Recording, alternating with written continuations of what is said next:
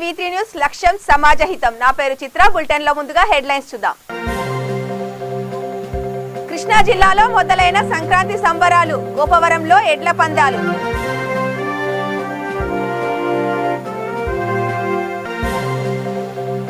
ఏపీలో పెరుగుతున్న ఒమిక్రాన్ కేసులు. ప్రకాశం జిల్లా చీరాలలో తాజాగా ఒకరికి వైరస్.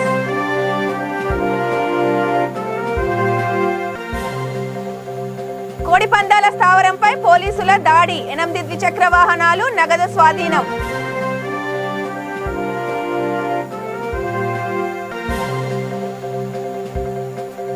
ఇప్పుడు ఆదిలాబాద్ లో పర్యటించిన మైనార్టీ నేత. విద్యతోనే అభివృద్ధి సాధ్యమని వెల్లడి.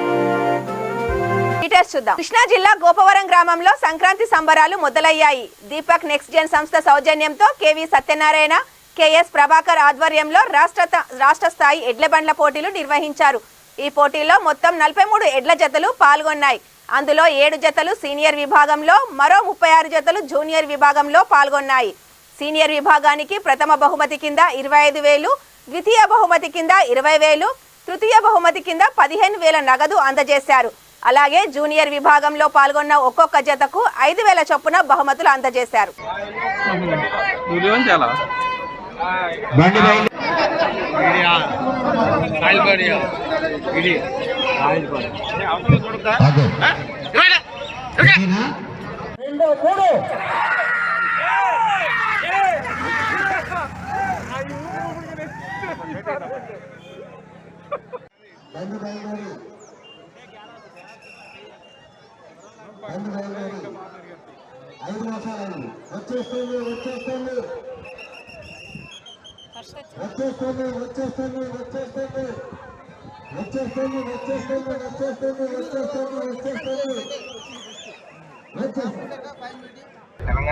మా దీపక్ నెక్స్ట్ ఇండస్ట్రీ తరఫున ప్రతి సంవత్సరం కూడా సంక్రాంతి సంబరాల్లో భాగంగా ఈ ఎడ్ల పందాలు అనేది జరుగుతాయి. ఇక్కడ మా వియంకుడు గారైన ప్రభాకర్ గారు, రాజు గారు వీళ్ళిద్దరూ ఇది 4-5 సంవత్సరాల నుంచి 5వ సంవత్సరం నుంచి కూడా దిగ్విజయంగా నెరవేరుస్తున్నారు ఈ కార్యక్రమాన్ని.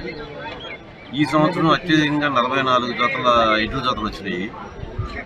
ఈ కార్యక్రమం అనేది రైతు వారీగా ఎంతో కష్టపడితే కానీ జరగదు. ఇది ఇంతమంది రావాలి, ఎక్కడెక్కడి నుంచో విశాఖపట్నం నుంచి కర్నూలు దాకా జతలు తీసుకొచ్చి ఇక్కడ పోటీలకు రావడం అనేది రైతులు ఒక వాళ్ళ ఇది అన్నమాట.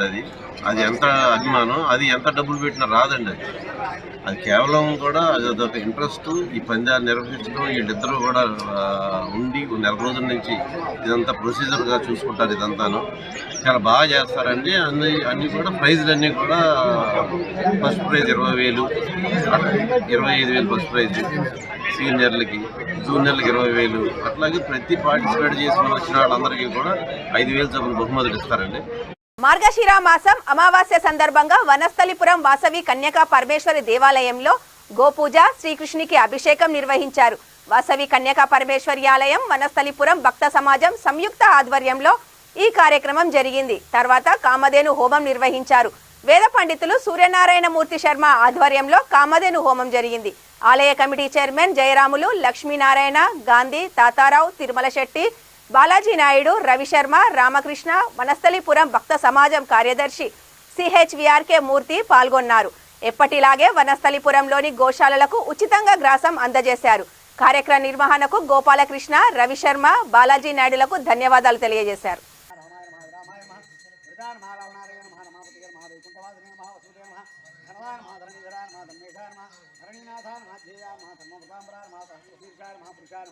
सहस्राक्षार महा सहस्रपादे महा सर्वगार महा सर्वविदाक्षार महा अक्षार महा मधुसूदनाय महा सोम सूर्याग्निनाय महा सुमाय महा भक्तवत्सलाय महा अक्षार महा नामयार महा सिद्धार महा नरदेवाय महा देवाय महा देवाय महा चित्तप्रियाय महा देवराय महा पुण्यपते महा सर्वदेवय महा सिद्धार महा नरदेवाय महा नाथाय महा सर्वज्ञाय महा समुद्रय महा विष्णुहे महा सत्यनारायण महा अवधेनवे नमो नमः आनार्घ परिमलपत्र विष्टाक्षरार समत्रानि उत्तमालिकां समर्पया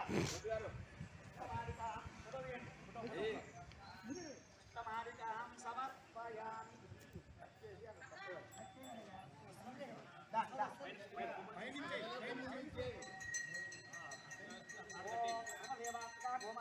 శ్రీ కన్యకా పరమేశ్వరి దేవాలయము వనస్థలిపురం ప్రతి అమావాస్య రోజు జరిగేటువంటి గోపూజ అదేవిధంగా గో సహిత యజ్ఞము దాన్ని ఈరోజు దాంట్లో విశేషం ఏమిటంటే ఆదివారం అమావాస్య ఎంతోమంది ప్రతి ఆదివారం నాడు ఇక్కడ చేసుకొని అమావాస్య పూజ చేసుకొని ధరిస్తున్నారు.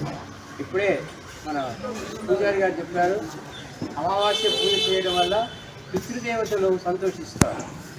మానవునికి అన్ని జన్మల కంటే కూడా మానవ జన్మకి ఏంటంటే దేవతలను మనము సుఖపెట్టాలి, వాళ్ళను సంతోషపడాలి.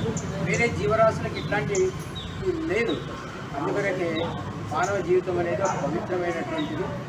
కాబట్టి ఈ యొక్క అవకాశాన్ని అందరూ కూడా వినియోగించుకోవాలి. ప్రతి అమావాస్య రోజు జరుగుతుంది. అదేవిధంగా కృష్ణుడికి అభిషేకం జరుగుతుంది, తర్వాత హోమం జరుగుతుంది. తర్వాత ఇక్కడ ఉండేటువంటి ఆహ్లాదకరమైనటువంటి వాతావరణము, ఎన్నో దేవతా వృక్షాలు ఉన్నాయి. తర్వాత పర్యావరణం పచ్చదనం ఉంది. కాబట్టి అందరూ కూడా అమ్మవారిని జీవిస్తూ ఈ ఆధ్యాత్మికతో పాటు పర్యావరణాన్ని కూడా ఆస్వాదించగలని నా యొక్క మనవి.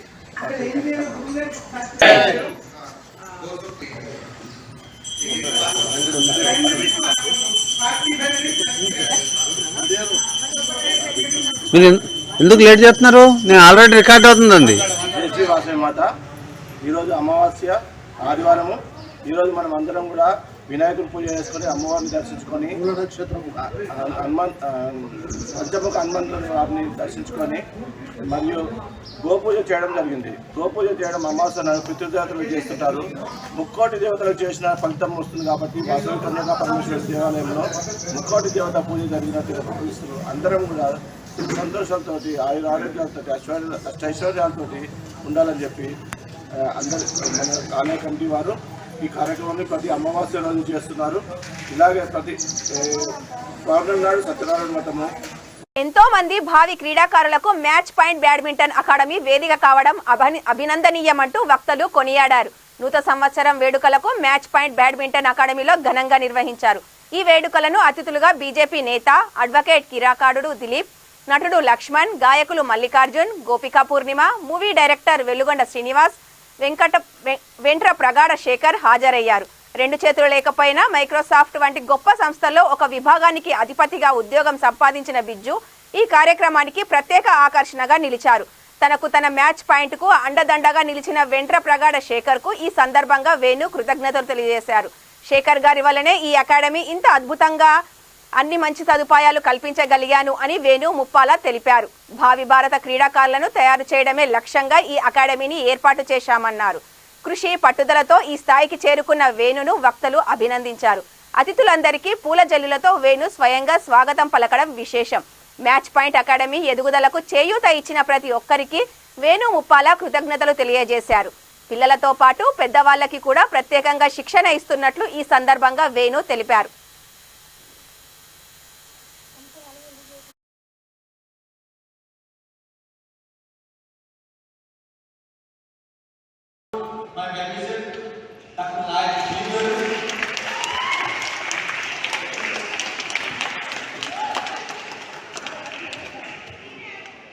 నాకేదైనా కష్టం వస్తే నేనున్నానని చెప్పిన చిన్నాడు స్నేహితుడు, నా క్లోజ్ ఫ్రెండ్ అనుకోవచ్చు, great movie director Veligonda Srinivas,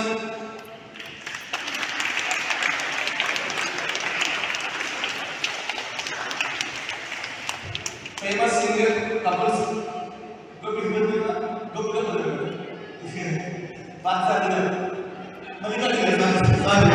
Mallikarjuna గారు,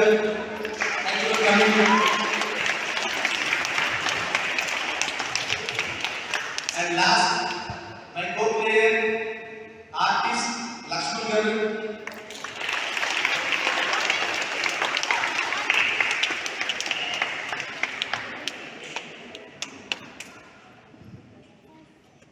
కరోనా తగ్గిపోయి ఈరంతా హ్యాపీ ఉన్నారు, మనస్ఫూర్తిగా కోరుకుంటున్నారు. అండ్ మంచి కలర్ఫుల్గా ఉంది ఈవెంట్ అంతా, బాగుంది చూడండి. కేక్ కట్ చేస్తున్న 5 minutes లో కేక్ కట్ చేసుకొని తినేసి వెళ్ళిపోతాం. So before going cake cutting event I need to share few things.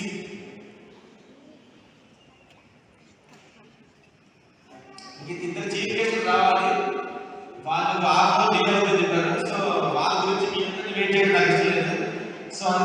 చేస్తున్నాను.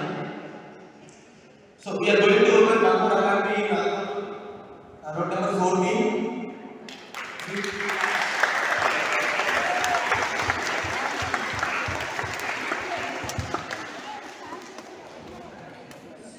సో మెయిన్ థింగ్ ఏంటి అంటే అక్కడలో థర్డ్ వీడియో స్టార్ట్ చేయడానికి ఇంట్రెస్టెడ్ కిడ్స్ ఉన్నారు, సపోర్ట్ చేసే పేరెంట్స్ ఉన్నారు.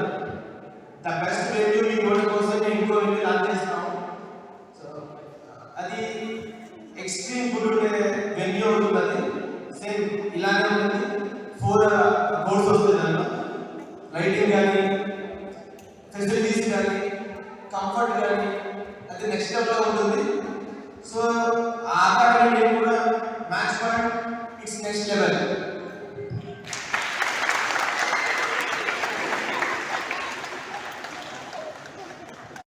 జాయింట్ కలెక్టర్ కిషోర్ వ్యవహార శైలి వివాదాస్పదంగా మారింది. మంత్రి బొత్స సత్యనారాయణకు నూతన సంవత్సర శుభాకాంక్షలు చెప్పిన అనంతరం జేసీ కిషోర్ కుమార్ ఆయన కాళ్లకు మొక్కారు. ఎంతో నిబద్ధతతో క్రమశిక్షణతో వ్యవహరించే ఐఏఎస్లు ఇలా మంత్రుల కాళ్లకు మొక్కడం సామాజిక మాధ్యమాల్లో విపరీతంగా ప్రచారమయ్యింది. ఐఏఎస్ అధికారి తీరుపై అనేక మంది విమర్శలు గుప్పించారు.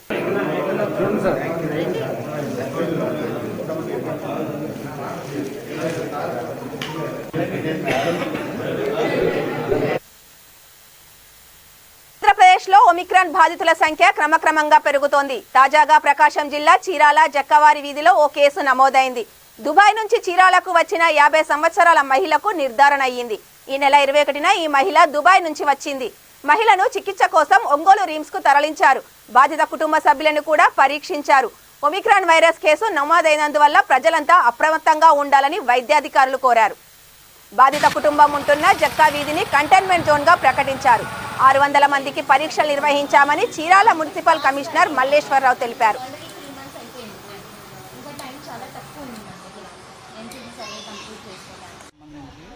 దుబాయ్ నుంచి రిటర్న్స్ అయినటువంటి ఒక ఫ్యామిలీ 4వ వార్డు జక్కావారి వీధిలో ఉండేటువంటి ఒక ఫ్యామిలీకి సంబంధించి 25వ తారీఖు ఇక్కడికి రాగా వారికి నిర్వహించినటువంటి టెస్టుల్లో కోవిడ్ పాజిటివ్ అని చెప్పేసి నిర్ధారణ అయినట్టుగా 4 ఫ్యామిలీ మెంబర్స్లో లలిత అనే ఆవిడకి ఈ ఒక కోవిడ్ పాజిటివ్గా నిర్ధారణ అయినట్టుగా మనకి ఆరోగ్య వైద్య శాఖ అధికారులు తెలియజేయడం జరిగింది. అందు మీద కలెక్టర్ గారు జారీ చేసిన ఆదేశాల ప్రకారం ఈ ఏరియా అంతా 4వ వార్డు జక్కవారి వీధి ఎందు కంటైన్మెంట్ జోన్గా ప్రకటించి చర్యలు తీసుకోవడం జరిగింది, ఏర్పాటు చేయడం జరిగింది.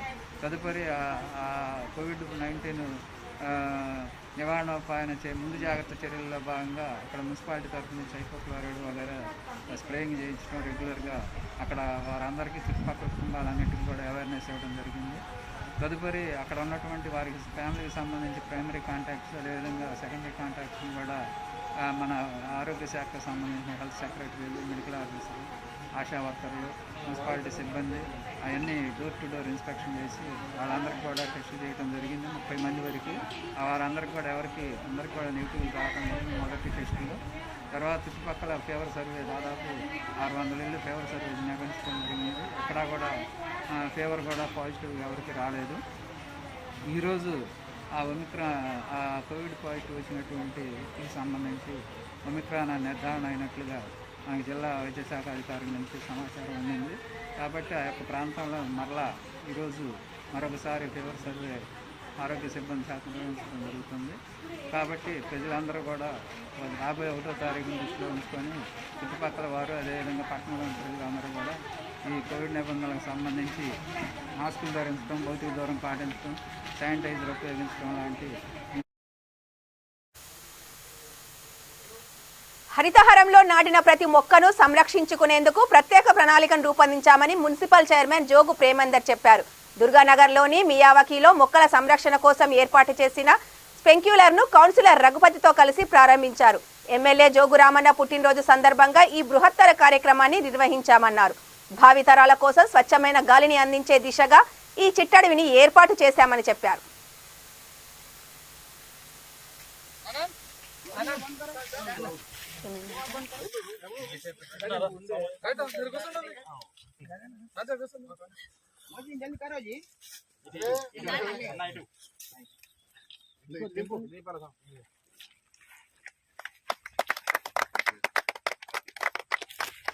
చేస్తే అయిపోతుంది.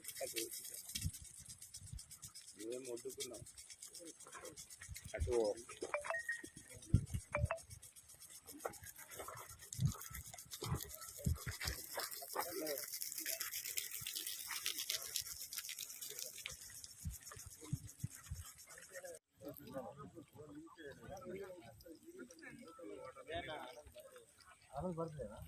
ఆదిలాబాద్ పట్టణ ప్రజలకు 2022 సంవత్సర నూతన సంవత్సర శుభాకాంక్షలు తెలియజేసుకుంటూ మరి ఈరోజు ఈ సంవత్సరంలో మరి పట్టణంలో ఉన్నటువంటి దుర్గానగర్ కాలనీలో మరి ఇక్కడ పట్టణ బృహత్తర ఏదైతే మనం సమయటువంటి దాన్ని మనం జోగురామన్న గారి బర్త్డే సందర్భంగా ఇక్కడ మన గౌరవ ఎంపీ సంతోష్ కుమార్ గారు ఆ రోజు ఇక్కడ వచ్చి మనకి ఇక్కడ మొక్కలు నాటేటువంటి కార్యక్రమాన్ని తీసుకోవడం జరిగింది. ఈ బృహత్తర పట్టణ ప్రకృతి వనం మరి మున్సిపాలిటీ తరఫున మరి ఫారెస్ట్ డిపార్ట్మెంట్కి వారి సహకారంతో దాదాపు 10 ఎకరాల పైన 80,000 నుంచి 1,00,000 మొక్కలు అనేటువంటి ఈ ఏరియాలో మరి మొక్కలు నాటడం జరిగింది. దానికి ఈరోజు మరి రాబోయే కాలం వేసవి కాలం కాబట్టి ఆ మొక్కలను రక్షించాలనే ఉద్దేశంతో సంబంధించినటువంటి వాటర్ సప్లై ఏదైతే స్ప్రింక్లర్స్ ఈరోజు ప్రారంభం చేసుకోవడం జరిగింది. ఈ ప్రారంభోత్సవ కార్యక్రమంలో స్థానిక కౌన్సిలర్ రఘుపతి గారు, అదేవిధంగా మా పట్టణ అధ్యక్షులు అజయ్ గారు, మరి కౌన్సిలర్ అయినటువంటి అశోక్ స్వామి గారు, భరత్ గారు, రాము గారు, ఆనంద్ గారు, మా మహిళా అధ్యక్షులు కార్యదర్శి, అదేవిధంగా మాకు సంబంధించిన టీఆర్ఎస్ పార్టీ నాయకులు మరి అధికారులు పాల్గొనడం జరిగింది. ఏదైతే గతంలో పోయిన సంవత్సరం మనం మియావాకీ సిస్టంలో మన ముఖ్యమంత్రి కేసీఆర్ గారు మరి ప్రతి పట్టణంలో ఒక మియావాకీ పద్ధతిలో ఒక చిట్టడవి లాంటి ఒక అడవిని సృష్టించాలనేటువంటి ఉద్దేశంతో ప్రతి పట్టణంలో ప్రారంభించినప్పుడు మరి ఈ మొక్కలు బతుకుతాయా అనేది అందరూ కూడా ఆలోచించడం జరిగింది. కానీ సంవత్సర కాలంలో మీరు ఒకసారి తర్వాత విజువల్ తీసుకుంటే ఆ సమయటువంటి మొక్కలన్నీ దాదాపు 20,000 మొక్కలను మనం అక్కడ పెంచి ఒక చిట్టడవిలాగా మనం తయారు చేసుకోవడం జరిగింది. అదేవిధంగా ఈ సంవత్సరం మనకి మన కొత్తగా ఈ 10 ఎకరాల్లో దాదాపు పట్టణ బృహత్తర మరి పార్క్ అనేది ఇక్కడ తీసుకొని దీన్ని కూడా ఇంకొక 1 ఇయర్లో కూడా ఇది కూడా ఒక చిట్టడిలాగా తయారవుతుంది. దీని యొక్క ముఖ్య ఉద్దేశం రాబో తరాల వారికి మరి మంచి వాతావరణం కల్పించిన ఉద్దేశంతో మన ముఖ్యమంత్రి కేసీఆర్ గారు దీన్ని తీసుకోవడం జరిగింది. మరి ఎప్పుడు కూడా ఏ ప్రభుత్వ చిత్తూరు జిల్లాలో కోడి పందాల స్థావరంపై పోలీసులు దాడి చేశారు. బి కొత్తకోట మండలం దేవరాజులపల్లి వద్ద పందెం నిర్వహిస్తున్నట్లు పోలీసులకు సమాచారం అందింది. రంగంలోకి దిగిన పోలీసులు 2 పందెం కోళ్లు, 5 పందెం రాయిలు, 8 ద్విచక్ర వాహనాలు, 18,360 రూపాయల నగదును స్వాధీనం చేసుకున్నారు. ఎస్ఐ రామ్మోహన్ ఆధ్వర్యంలో పోలీసులు కేసు దర్యాప్తు చేస్తున్నారు.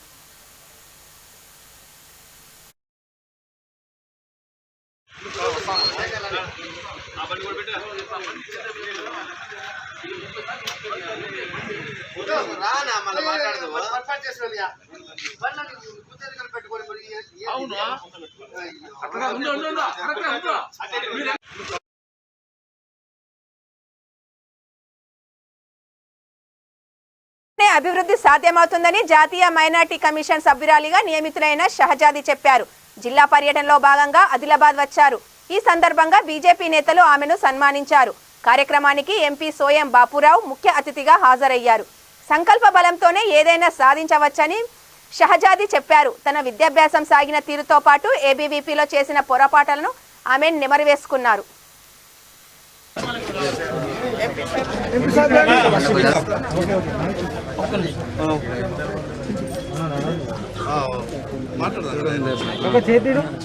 అధ్యక్షులు అన్న భయశంకర్ గారు, నాటి రాష్ట్ర భారతీయ జనతా పార్టీ కార్యవర్గ సభ్యులు సోదరి మనలో ఒకరిగా ఆదిలాబాద్ హోమ్ టౌన్ లో జిల్లాకి నినాదంతో మరి సోదరి చిన్నప్పటి నుంచి కూడా జాతీయ భావాలు పెంపొందించడంతో జిల్లాలో ఉన్నటువంటి ఆడ మానాజీ గారు పేరు పిలిచినారు. సో మీరందరూ కూడా స్వాగతం చెప్పాలని కోరుతూ ఈ యొక్క కార్యక్రమం చెప్పి నేను సోదరికి చెప్పిన మన విషయం ఇప్పుడు నిబద్ధతతో జాతీయ భావాలతో పనిచేసేటటువంటి వ్యక్తులకు నిజంగా కూడా షేక్ జాతిని ఎన్ని సందర్భాల్లో ఎంకరేజ్ చేసిందంటే ఒక ముస్లిం నా కూతురు కార్యదర్శిగా అదేవిధంగా తెలంగాణ రాష్ట్ర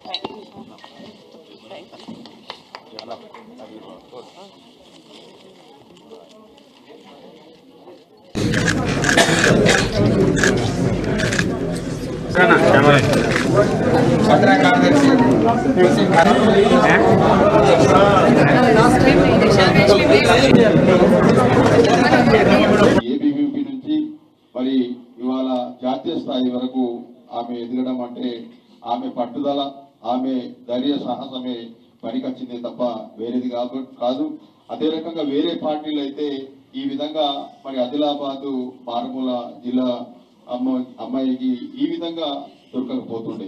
కానీ భారతీయ జనతా పార్టీలో ఇది సాధ్యమవుతుంది. ఎందుకంటే భారతీయ జనతా పార్టీ కోసం ఏ కార్యకర్త అయితే పనిచేస్తారో ఆ కార్యకర్తకు ఏదో ఒక సమయంలో ఏదో ఒక రోజు ఖచ్చితంగా న్యాయం జరుగుతుంది అనేది ప్రధానమంత్రి నరేంద్ర మోదీ ఏదైతే నాయకత్వంలో ఖచ్చితంగా న్యాయం జరుగుతుంది అనేది తప్పనిసరిగా మనం ఆలోచించాలా. ఉదాహరణకు మన ఏదైతే సహిజ గారే దీనికి ఉదాహరణ.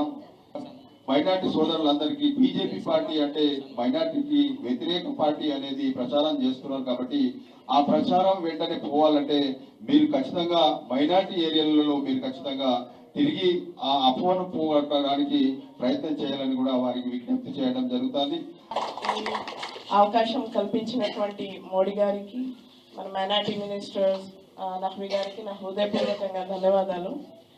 నాకు మోడీ గారు ఏదైతే నఖ్వీ గారు నమ్మకంతో ఈ బాధ్యతను అప్పగించారో దాన్ని 100% నేను పూర్తి చేస్తాను.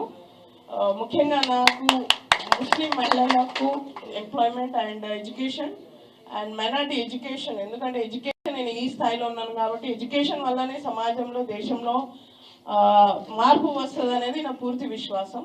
అందుకే మోడీ గారు सबका साथ सबका विकास सबका विश्वास के साथ और सबका प्रयास, क्योंकि हमारी जो तरक्की है वो सिर्फ एजुकेशन से है, क्योंकि हमारे हुजूर सल्लल्लाहु अलैहि वसल्लम ने भी तालीम पर बहुत जोर दिया था और वही तालीम अगर हम उसको हासिल करें तो इंशाअल्लाह ताला हमारा जो भी प्रॉब्लम्स है वो एजुकेशन से सॉल्व होंगे. और मेरा एजुकेशन यहीं पर हुआ है, government girls high school from 7th to 10th तक. और बिफोर दैट मैंने అంతకుముందు ఒక బాల కార్మికుల పాఠశాలలో చదువుకున్నాను. ఎందుకంటే నేను ఒక చైల్డ్ లేబర్. సో నేను మేస్త్రి పని చేశాను, డైనింగ్ ఫ్యాక్టరీలో కూడా పనిచేశాను. తర్వాత ఒక స్కూల్ ఓపెన్ అయింది ఇక్కడ హమాలివాడలో ఒక స్కూల్ ఉండే, నేషనల్ చైల్డ్ లేబర్ ప్రాజెక్ట్ అనే ఒక స్కూల్ ఓపెన్ చేశారు. తర్వాత అక్కడ స్కూల్స్లో ఒక ఎగ్జామ్ పెట్టిండ్రు. అందులో నేను ఫస్ట్ క్లాస్ రావడంతో నాకు గవర్నమెంట్ గర్ల్స్ హై స్కూల్లో అడ్మిషన్ దొరికింది 7th క్లాస్లో. సో అప్పటికే నాకు మ్యాథ్స్ రాదు, ఇంగ్లీష్ రాదు. అంటే చింత ఫీల్ అవుతుండే.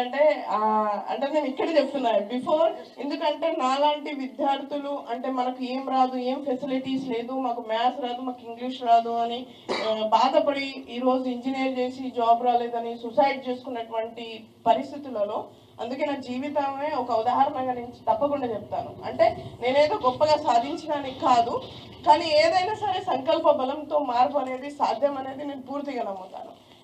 తర్వాత నేను గవర్నమెంట్ గర్ల్స్ జూనియర్ కాలేజ్లో చదివాను ఇంటర్మీడియట్. తర్వాత గవర్నమెంట్ విమెన్ కాలేజ్లో ఇక్కడ ఆదిలాబాద్ డిగ్రీ పూర్తి చేయడం జరిగింది. ఆ తర్వాత నాకు పొలిటికల్ సైన్స్లో ఉస్మానియా యూనివర్సిటీలో సీట్ వచ్చింది. సో అక్కడ నుంచి నా జీవితంలో చాలా మార్పులు వచ్చినాయి. అక్కడ ఉన్నటువంటి రాజకీయ వాతావరణం వేరు, అక్కడ ఉన్నటువంటి నాలెడ్జ్ వేరు, అక్కడ స్టూడెంట్స్ ఒక జాబ్ కోసం ఎంత కష్టపడతారో 12 వరకు లైబ్రరీలో కూర్చొని ఉంటారు. సో అక్కడ ఉన్నటువంటి వాతావరణం వేరు. తర్వాత నేను రాజకీయంకి వెళ్ళడం, విద్యార్థి పరిషత్ నుంచి రాజకీయంకి వెళ్ళడం, అక్కడ నుంచి మళ్ళా ఇంతకుముందు యువ మోర్చా నేషనల్ సెక్రటరీగా ఉండడం జరిగింది. సరే ఏ బాధ్యత ఇచ్చినప్పటికీ దాన్ని 100% పూర్తి చేయాలనే కాన్సెప్ట్తో పనిచేస్తాను. ఎందుకంటే ఫస్ట్ మీటింగ్ నాది అక్కడ హైదరాబాద్లో తీసుకోవడం జరిగింది. ఫస్ట్ నా జిల్లాకి రావాలి ఇక్కడ. ఎందుకంటే నేను ఎడ్యుకేషన్ని నమ్ముతాను. तालीम से ही सब कुछ बदल सकता है. బులెటిన్ ముగించే ముందు హెడ్లైన్స్ మరొకసారి చూద్దాం.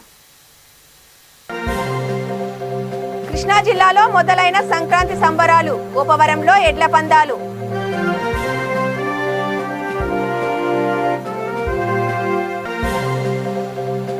ఏపీలో పెరుగుతున్న ఒమిక్రాన్ కేసులు, ప్రకాశం జిల్లా చీరాలలో తాజాగా ఒకరికి వైరస్.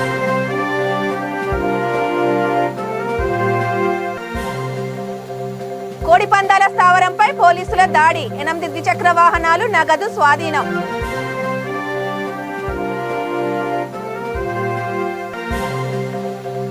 ఆదిలాబాద్ జిల్లాలో పర్యటించిన మైనార్టీ నేత, విద్యతోనే అభివృద్ధి సాధ్యమని వెల్లడి. ఇవి ఈ బులెటిన్ విశేషాలు. చూస్తూనే ఉండండి V3 న్యూస్, లక్ష్యం సమాజహితం.